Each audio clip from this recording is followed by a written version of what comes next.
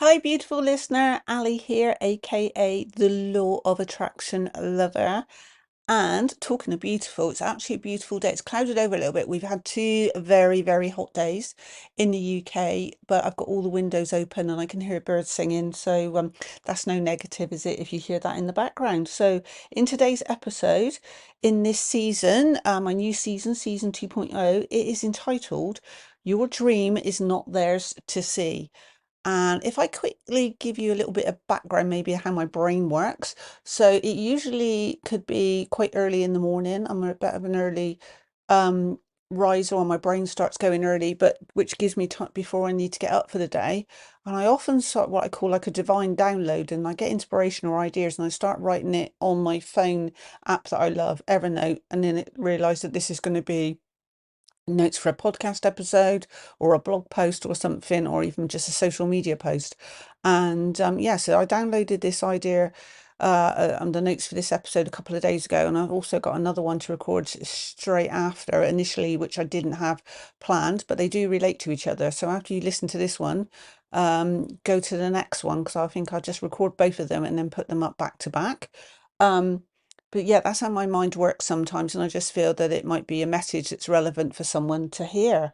So yeah, this is called Your Dream is Not Theirs to Have. So this is based around us having dreams and goals and how to stick the course when things seem tough, when it seems like it's not happening or you are getting opposition, stuff like that. So I'm really going to be honest here. I used to give up on my goals really early on. I used to get an idea, I used to get motivated, I get excited, and then probably because things in my past, it would knock, and I would get an obstacle and it would knock my confidence, and quite quickly and early on I would give up. I used to give up on my goals because of opposition. I used to think, well, I can't achieve this because of things like my partner doesn't get it. The pressure can be hard from outside sources like friends and family, loved ones and partners. But I see now, instead of being an obstacle, this is normal. It happens usually to most people in some shape or form. And when you know, or when I felt, I realized, and I listened to other people's stories before, that was now successful, but when the backstory that you don't know, you only see the success. But when they tell you about their own struggles and their own oppositions, one day I realized, oh, it's not just me. That I've got people that don't get it, or um, they can't see the vision, and they just are negative, and it just makes it feel harder. And what's the point? I might as well give up. I'm never going to achieve it with this negativity around me or lack of support or whatever. But when you see that most people that have ever dared to do anything, it's happened to them as well, you can see it as normal, and actually is inevitable. And once you know, it's not just you that's going through it, and that you can see, and you might not even realize this now, because I didn't realize it in the beginning. I just felt like I was watching other people successful doing what they loved in the areas that I wanted to do things in, and they seemed super successful, and I just kept getting roadblocks, and I kept getting obstacles, and I get getting opposition, and I was like, well, I'm never going to do it, am I? It's never going to work with this going on. But now I know, and actually, if I'm totally, totally honest, it was Dean Graziosi, and that's probably someone you've never even heard of. But when he talks about the opposition that he got, and he talks about that in his story quite often because he's on different platforms, and lots of people might not have heard his backstory, so he usually tells his story. The opposition that he got from his family, his sister, who he dearly loves, he said he loves, but she created like really actually created an intervention with the family to try and stop him when he was going after his dreams and goals. He modeled himself on Tony Robbins. And if you don't know who Tony Robbins is, he's like, he's seen as the bigger, the number one mindset guru in the world. He's seen an infomercial of Tony Robbins and thought somewhere in him, something touched a nerve that he wanted to do that too. And back then they didn't have the internet and that. And when he decided, he just didn't know why, but he had this drive to go after it. His sister traveled across America to come and see him and created an intervention and said, and he even admits he loves her, but she said things like, "Who do you think you are? You're not Tony Robbins. You can't do this. You can't do that," and tried to talk him out of it. And thankfully, he didn't get talked out of it. And actually, in reality, he is Tony Robbins is now one of his best friends, not to mention his business partner. So there's an example. If you just keep going for your dreams, when people are like, you feel something and there you've got opposition and you still go, you never know, the sky's the limit of where it can go and what can happen for you. Like I said, when you know that every single person is there to do anything has opposition, we can see it as inevitable instead of the, excuse me, instead of the end. And the difference is, for the ones that succeed, I just touched on with Dean there, who don't give up 3 feet from gold. So I'm going to say, in the writings of Napoleon Hill, there is an incredible story about R.U. Darby. So if I'm going to say something like, who don't give up 3 feet from gold, I better explain it a little better. So I'm a massive fan of Napoleon Hill. Actually, most people refer to, when they talk about Napoleon Hill, um, Think and Grow Rich. But my favourite book of all time is Outwitting the Devil. And I think it might have been in Outwitting the Devil that I came across the story of R.U. Darby. And I'll try and keep it briefly if I can. So R.U. Darby, I'd heard about the gold rush when there was the gold rush in America, and about people buying plots of land, and I can't think of the correct terminology, or a stake or something. You could buy a stake of land to start gold mining, and it was trying to encourage people from one side of the country over to California. R.U. Darby wanted a piece of that, and he talked to his family and raised some money, and off he went, and he bought his stake and he started gold mining, and he actually was successful in the beginning, and he struck gold and started to make money. And I think the story goes that, I said I was going to keep it brief, he goes back and gets some more money, goes back and does some more money. Initially extracts finds some pans and finds some gold, goes back and borrows some money from his family to buy the equipment that he needs to start digging properly for gold. And he starts coming across gold, digging up gold, starts making money, and then the gold runs out. So he thinks he's going to make it big time, and the gold runs out. And now he's borrowed all this money, the gold's run out, but he hasn't got enough money to pay it all back. And you can imagine, like I said, I'm going to keep it brief. It was very embarrassing because he'd gone off after his dreams. Everybody knew about it, and then he had to go back with his tail between his legs. But before he came back, this is me paraphrasing now, he sold his stake or his plot of land to somebody that was local, like a local junk man. This is a true story, by the way. And the junk man had always dreamt of panning for gold, having a gold mine. And he didn't care how long he took. He just felt it in his soul that this is something that he had a strong desire to do it. And he believed, it didn't care how, he was a drunk man, and it didn't care how long it was going to take it, but he believed in his heart that it would happen, that he would be a gold miner. And then R.U. Darby comes along and he buys his plot of land very, very cheaply, because it looked like it run out of gold. But this man was sensible. He didn't just go full steam ahead and start digging. He actually sought out people that were experienced and understood gold mining and understood how gold veins worked. And he went to his land with this gentleman, and this gentleman analysed his land and said, well, this is how gold veins work. I believe if you move 3 feet, I don't know, 3 feet to the left or 3 feet to the right, but basically 3 feet from where R.U. Darby started digging, you will pick up the vein again. And he did, in fact, pick up the vein, and he become really, really rich because he found lots and lots of gold. And in the story that I read, R.U. Darby found out about this, and you'd think he might be a bit bitter, or resentful about this, or, even more ashamed or embarrassed, but he wasn't actually. He used that as a motivator and went into a different career. I think it was insurance, and he become very wealthy and successful from that because he didn't give up. Because of what had happened, because he'd given up 3 feet from gold, he used that as a motivator. And I have to admit, and this is probably what inspired me to download these notes into a podcast episode, is I'm getting a bit of opposition in my own life at the moment, and it can make things a bit challenging. As much as I believe in my heart of hearts, like R.U. Darby, and the vision that I've got will happen, and timescales are a bit irrelevant, because I'm working in one area, but I'm also on that, I have to work in other areas at the moment as I'm building it. And sometimes I feel like, oh, come on, universe, please, please, please make things happen faster so that they will see what I desire is real and just get off my back. In all honesty, shut the fuck up, because I just want to be focusing in on this. But I remember a great lecture, maybe probably because I was going through a bit of a challenging time. It pops up in my head. I remembered this lecture about Regan Hillyer, and then I thought I need to share this with you. So before I go on any further and start waffling away, the things that I'm sort of referencing, don't forget to check on the show notes, because I will put links in there and things that references of things that I talk about that can help you get past your 3 feet from gold and get to where you want to be.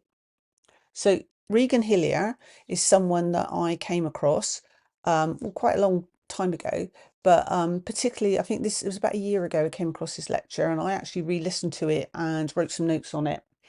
And if you don't know who Regan is, she is all over the place at the moment. She's on the front covers of all the best magazines. She's absolutely gorgeous. She's an absolute sweetheart, and I'm part of her a community she has, Ignite. And I will drop a link for Ignite in that, and I use that portal, that platform, daily for meditations and things like that. And if you want any validation, she is classed at the moment as the world's number one manifesting queen. Probably something that she actually desired to manifest and dreamed about. But yeah, let's go back. So I remember this lecture, and she talked about becoming a conscious millionaire. So I'll let you just ruminate that title around your brain at the moment. Think about that title, not just a millionaire, because I think we all want to be wealthy in some way, that we all want to pay our bills and have money in our bank account and not worry about how we're going to pay the next bill, or put petrol in our car or food on our table or something, or we want to go to nice holidays when I buy a newer, more reliable car. Things like, we all want some money, don't we, to make our lives more comfortable. But sometimes when you see people with these big yachts and whatever, and you just think, oh, they must be corrupt, or, not very nice people, or not paying their taxes to get like that. Just think of the term. I just think that old dinosaur way of being, kind of thing, those stalwart kind of gentlemen, let's put it like that, is, I love that term about being a conscious millionaire or even a billionaire. So think of like Elon Musk at the moment. I think and Jeff Bezos, I think they're in a bit of a battle, aren't they? It's usually one or the other. One's number one and then one number two and vice versa. I'm not to talk about 1 billion here. It was said about a couple of months ago that Elon was back on number one with $180 billion. Wrap your brain around that. I bet when Elon set out to follow his dreams and passions, he didn't set out to be, his dreams and goals weren't about being a conscious, it wasn't about having $180 billion. But there was a time when people just wanted 1 million, but it's becoming more and more common now that people are billionaires. And it's the way I see things are moving about being conscious millionaires and billionaires. And it's okay to do what you love and create a massive impact by doing it, and doing it to help others, and also be able to give back at all levels. So what's wrong with following your passion, following your dreams and desires, despite any opposition, then becoming wealthy from it, and then becoming a conscious millionaire or a billionaire? And then you are in a position, and you became like that because you helped people, you helped solve a problem for people, and then you're able to give back. And that can be to yourself, like I said, for your family. And in that lecture, Regan talks about these 4 different levels about giving back. And initially she said, we're in survival mode. We just want to pay the bills. We just want to make enough money to live comfortably and do the things we want to do with our family. But then we can stretch it out socially to our own social network and our extended family and our friends, and be able to help people like that. And how amazing that would be to take people on holidays, or if you heard someone was in financial difficulty and needed to pay for a divorce or something, you'd be able to help them out. Just think about that. There's nothing wrong with that, having money to be able to do that. And then you could become more wealthy, and you could help things in your own community, because obviously we're all attached to the place that we live and the people that are in it. And then it can become, the wealthier you come out, you can actually help people globally. So the truth is, the people that I admire and follow are already super successful and super rich, and they're already giving back, but they're usually doing it very discreetly. So when I hear people talking quite resentfully about people that have money, I know that they focused on it and they followed their passion and they become wealthy from that. And actually, they're doing really good shit in the world with it. So anyway, going back to the lecture, Regan was talking about achieving your goals and drawing yourself closer to your ultimate reality. So just imagine you've got this desire in your heart, you have an opposition, but just think for a second, just take a breath, close your eyes and imagine your big picture reality. What is the dream life you'd like to be living? And then she said, because your dreams and goals and desires were put into your heart by yourself, by your higher self before, sorry, they were put into you by your dreams and try again. She was saying that your dreams and goals and your desires were put into your heart by your soul, by your higher self before birth.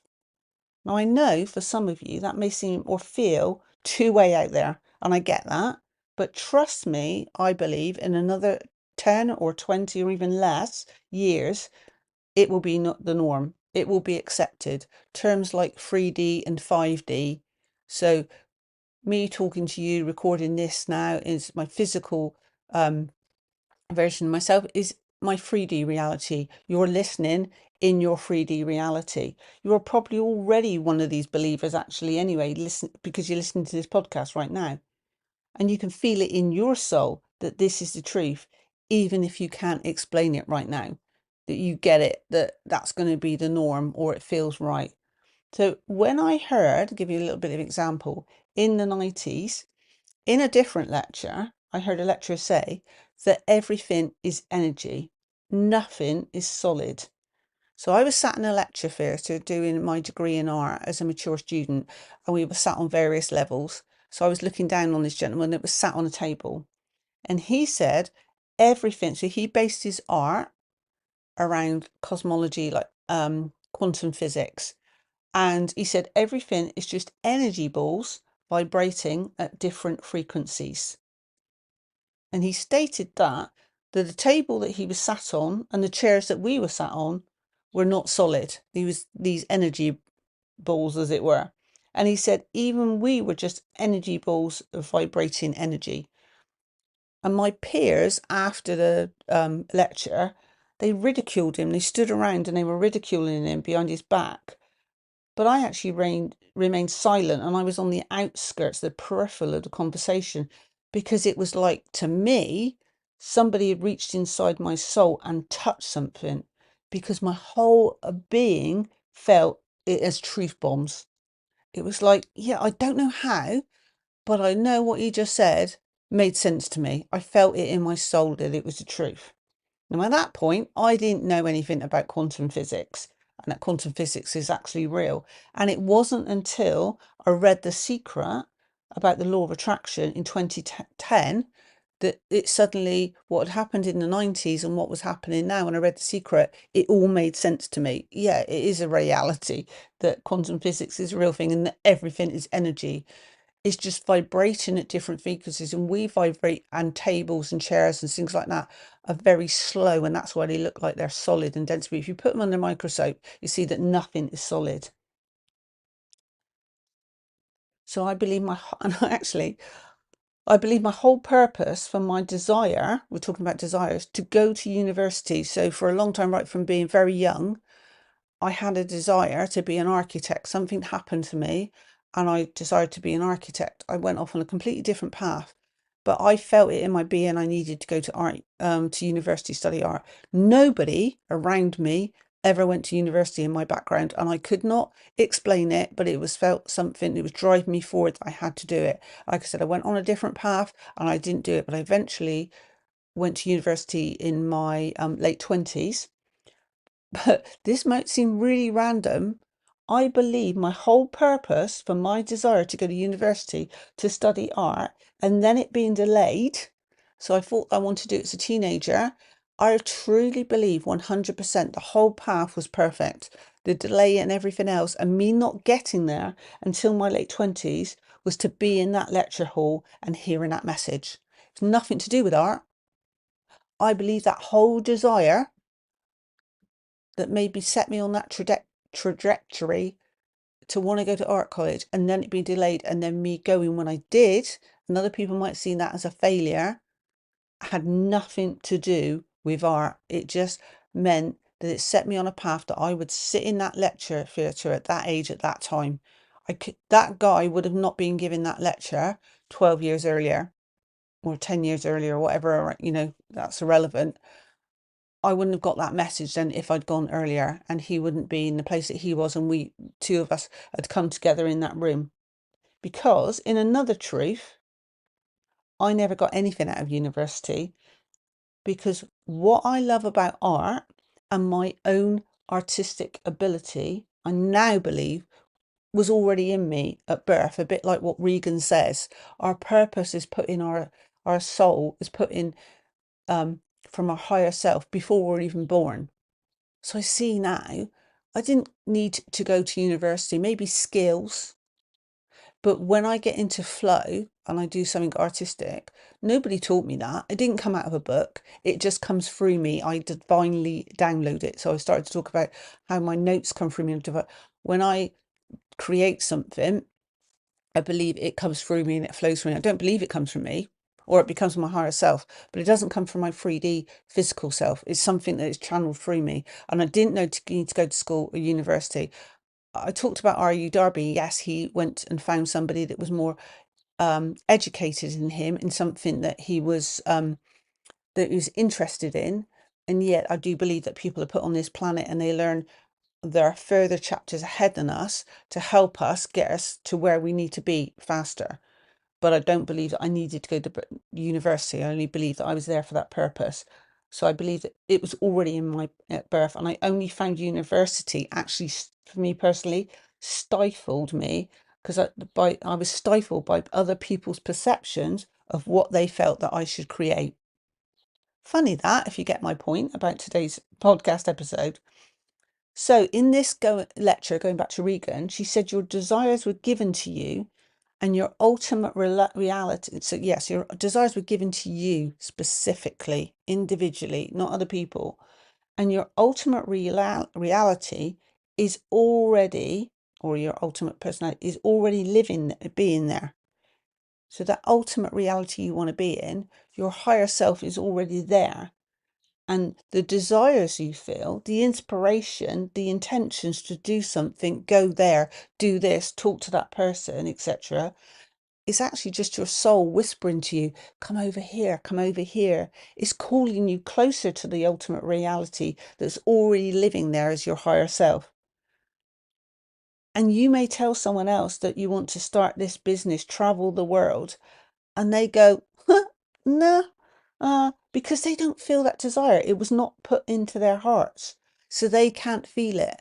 So when you're feeling frustrated because you feel with every fibre of your being that you need to start this business, or you need to travel to this country, or you want to give up this career and start a new career, and other people create opposition because they think you're absolutely bonkers, that was because it wasn't put into their soul. So we shouldn't judge them or berate them or be frustrated. We should love them where they're at and understand that opposition is normal, because they just can't see our higher vision because it's not theirs to see and they can't feel it. But they've got a higher vision, a desire. We've all got desires, but they got desires of their own. And when we talk about what we want to do, and they are, nah, doesn't interest me, they could be telling us that. So for them, it may be they want to buy a plot of land. Actually, I've used this terminology somewhere else, but I was in a conversation with my friend back along, and I love her to bits. And she had some news for me, and we were talking, and she said that she sat down with her husband, and hopefully she doesn't mind me talking about this on my podcast. And I wasn't going to go down there, so she's remaining nameless, but she might listen to this. And they both sat down and like, they're not old, but we're not getting any younger. So let's talk. They want completely irrelevant to what I'm talking about. But she said, she sat down with her husband and said, let's talk about our big picture reality. We're going to make a move. What do you ultimately see in yourself doing in the future? And what would your dream vision? And he talked about his dream vision, and there's a reason they're together because she talked about hers, and it's very similar. And they talked about having land, a small holding, creating a business on that, having animals, etc. And she lit up, and I got it. I could feel it for her, but for me, it'd be the worst thing possible because there she wants a small house and keep some animals. And if you're, say, a world traveller type like me, I couldn't imagine anything worse. Being landlocked, oh, that's something. Yeah, if I'm in a place, I'm still landlocked to a certain extent now because things that I ultimately desire still haven't manifested yet. But I needed to be in a position with my brick and mortar business where I was landlocked 7 days a week.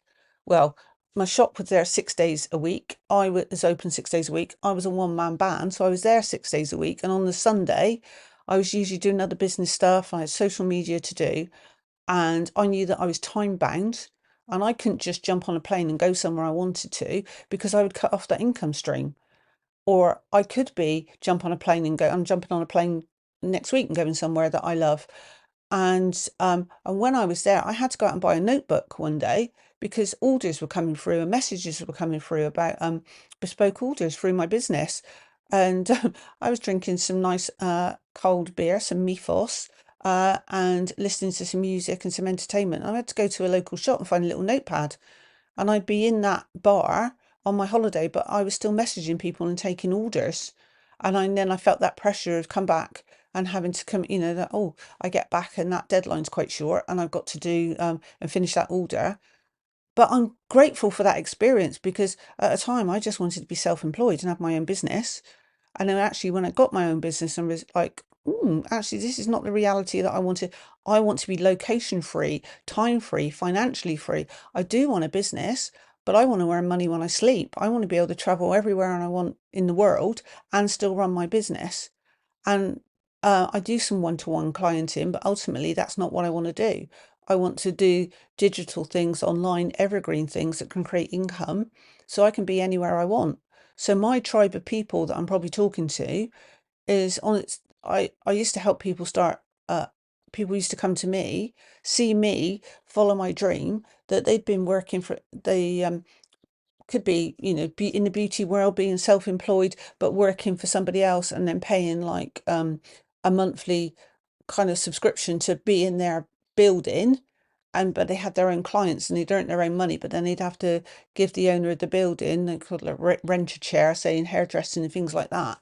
And people were coming to me and going, well, I've been working all these years and giving this money away, and how did you do it? And I was actually talking to people how to use social media, how to set up their own place, maybe get a building or rent a building that's got other rooms so they can get other people in the beauty industry. And then people, they were in the same position as they were with their person that owned that building, they could do that to other people. Because I started to talk about not being landlocked, and then I got this love of this digital world that we're in that lets us make podcasts and blog posts and all kinds of things and online courses and subscription sites, so you can do what you love, but you can do it from everywhere. So that's my niche. My niche now is helping people over 40 because people are always talking themselves out of doing things they loved, and I love not being landlocked, and I love to be able to travel and see the world. So that's that's my tribe. So thinking of having a small holding, that's like, that turns my soul cold where it lights them up, and vice versa. So I say to you, no matter how much you feel something in every fibre of your being, and despite no evidence of it showing up yet, don't let it go. Just because others don't get it, don't let it go. But remember, it was put into your soul, not theirs. And don't let anyone make you, I went off on a tangent, but don't let anyone make you give up 3 feet from gold. The reason others succeed and others don't is stickability. That is it, more or less. It's just sticking with it, regardless of how much time it takes, and holding that belief and that desire in your heart and follow that calling, regardless of what anybody says, and stick with it. Just keep sticking with it and believing in it and focus on it, regardless of what any outside opposition or what it looks like in your current 3D reality. If you keep moving forward regardless and stick with it and refuse to give up, regardless of what other people say and how long it takes, I believe you will get there. And talking of The Secret, which I read in 2010, and 3 Feet from Gold, there is actually a book called 3 Feet from Gold, which I got back. I just mentioned this, Outwitting the Devil, but I was having some challenging times about 8 months ago unexpectedly, and I felt the calling to reread and re-listen to Outwitting the Devil every day, because I promised myself I'd do that, and that got me back on track. And then the book, so Sharon Lecter is part of the Napoleon Hill Foundation, and she was the person that was able to bring Outwitting the Devil to the public, because that manuscript was hidden away for a long, long time because people feared the impact of it. And now someone I hugely admire, Russell Brunson, actually says that that's his favourite book as well. And she is the co-author of the book 3 Feet from Gold. So I read that after I most recently reread and re-listened to Outwitting the Devil again. And in there is an actual story of a publisher. And these are true stories. There's a couple of fictional characters, but the rest of it is true. So there's a story in there of an actual publisher who followed their dream despite every obstacle over a long period of time and severe financial difficulties, when everything on the outside said that they should have given up. But they didn't, because it was their purpose and they couldn't let it go. And then they were approached to publish a manuscript. And that manuscript was the book, The Secret. And the book and the film The Secret achieved global phenomenon. People that were in that book were on Oprah, and the ultimate success, and because of the success for that publishing house, it proved a phase for them that other people came to them as well. So there was a quote I heard the other day in a book that I'm listening to, and I've already mentioned, I think I've mentioned that I'm recording episodes back to back. And it struck me what I heard, and it said, because this is, imagine that you've got a desire and it looks like it's never going to happen, or it hasn't happened yet, and you feel like you failed. It said, you haven't failed, it's just not yet. So every time that you think that you failed, just remind yourself and just rephrase it and say, I haven't failed, it's just not yet. Just think of it like that each time. And I know it can be difficult focusing on your dreams and goals when people are doing what I call, sorry, pissing on your bonfire. My trick now that keeps me going even better is I don't tell them about my bonfires, as it were. So if they don't know about my bonfires, or that my bonfires exist, how can they piss on them? Sorry, that's me coming real and raw there. Some advocate telling the world about your dreams and goals and desires. So you have to commit for it, and because it's out in the public domain, and that's more likely that you won't give up on it. I'm not in that camp, and I'm there. So it's not, I'm not in that camp, so it's easier to give up. But because I see it as I'm protecting my energy to keep my energy in the best possible state, so I can focus all my energy and my best possible attention on it, and not get distracted or detracted by other things or other people. Even Napoleon Hill in Outwitting the Devil advocates not telling people, and that lit up my soul when I hear that. Stick with it and the results will speak for themselves, and then people will stop leaving you alone. And if you have to tell people about the whereabouts of your bonfires, as it is, because of the actions that you have to take and it requires, remember, they will not understand or get it while you are building it, because it was given to you to bring from the 5D reality, like your higher self, where it was put into your soul, and how that you have to bring it into your 3D reality. It's yours, not theirs. They won't get it. And you have a purpose and a mission to make it visible to the world. And you will be doing the world a disservice if you don't bring it forward into the physical reality. Think of it like that. So imagine you haven't failed, it's just not yet. And if you think you failed or you think like giving up, remember that it was put into your soul, your higher self put it there, your 5D reality, so that you could turn it into a physical 3D reality to serve the world. So when you're thinking about giving up, remember you're going to do the world a disservice if you give up. And once you manifest it, believe me, I think it's usually incredible how many people will back you or believe in you once it is achieved and you've achieved success. But you have to keep moving forward, because it's surprising how many people want to get on your bandwagon once you've done it. Even the people that made it difficult in the beginning. You just have to keep believing in you when no one else will. And I'm currently practicing certain methods and techniques to help me achieve my goals even faster. So if you want to know what they are, tune into the next episode. And remember, have a great day, week, month, year, life, because I believe you can truly wake up happy if you focus on gratitude and you follow your purpose. So head over now or don't forget and put it in your diary to listen to the next episode, and I will leave it there.